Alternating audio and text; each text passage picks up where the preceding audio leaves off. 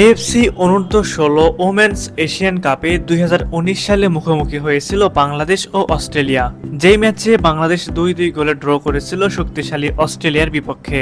বাংলাদেশের পক্ষে 2 গোলই করেছিলেন তহুরা খাতুন। ম্যাচে বাংলাদেশ 2 বার লিড নেয়, শেষ পর্যন্ত ড্র নিয়ে মাঠ ছাড়ে। এই ম্যাচের পরিসংখ্যান বলার একটাই কারণ, বাংলাদেশের মেয়েদের সামনে কঠিন চ্যালেঞ্জ। যেই চ্যালেঞ্জ মোকাবিলা করতে হলে বাংলাদেশ এই ম্যাচটার থেকে অনুপ্রাণিত হতে পারে। কেননা 2026 সালে বাংলাদেশ যে খেলতে নামবে এশিয়ান কাপের মতো বড় আসরে। প্রথমবারের মতো নারী এশিয়ান কাপ ফুটবলে সুযোগ পাওয়া বাংলাদেশ গ্রুপ পর্বে ড্রতে কঠিন গ্রুপে পড়েছে।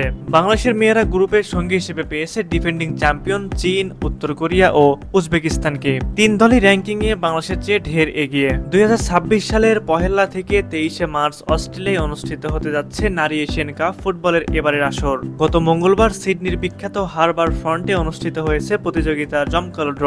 এএফসি র্যাঙ্কিং এর ভিত্তিতে নির্ধারিত চতুর্থ পটে ইরান ও ভারতের সঙ্গে ছিল বাংলাদেশ। সেই পট থেকে বি গ্রুপের প্রথম দল হিসেবে নাম ওঠে বাংলাদেশের। এরপর থেকে একে একে সেখানে যোগ হয় উজবেকিস্তান, চীন ও উত্তর কোরিয়ার নাম।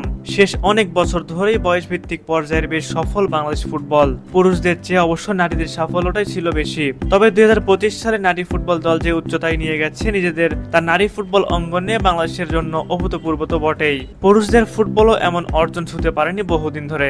নিজেদের ইতিহাসে প্রথমবারের মতো খেলছে এশিয়ান কাপ ফুটবলে। এশিয়ার ফুটবলের সর্বোচ্চ স্তরে বাংলাদেশ পুরুষ দলও চলতি শতাব্দীতে খেলেনি, সবশেষ খেলেছিল 1980 সালে। বিরল প্রায় কাজটাই এবছর করে দেখিয়েছে বাংলাদেশ নারী ফুটবল দল। এছাড়াও সামনে এসেছে 2027 বিশ্বকাপ ও 2028 অলিম্পিকে অংশগ্রহণের সুযোগ। সুতরাং এই টুর্নামেন্ট গুলোতে ভালো করতে হলে বাংলাদেশকে অবশ্যই ভালো কিছু করতে হবে। প্রতিপক্ষ যেহেতু অনেক শক্তিশালী, সেহেতু শক্ত হাতে মোকাবেলা করতে হবে বাংলাদেশকে।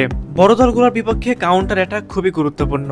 এই ম্যাচের 2টি গোল হয়েছিল কাউন্টার অ্যাটাকে। কিন্তু ইদানিং বাংলাদেশের কাউন্টার অ্যাটাক দেখা যায় না। তহুরাও আগের মতো রান মেক করতে পারে না। বাংলাদেশকে কাউন্টার অ্যাটাক শিখতে হবে। এর জন্য চাই গতি, অর্থাৎ জোরে দৌড়ানো। 2019 সালের ওই ম্যাচটির বেশ কিছু ফুটবলার বর্তমান বাংলাদেশ টিমে রয়েছে। সুতরাং ওই ম্যাচ থেকে অনুপ্রাণিত হয়ে বাংলাদেশ সামনের দিকে এগোতে পারবে।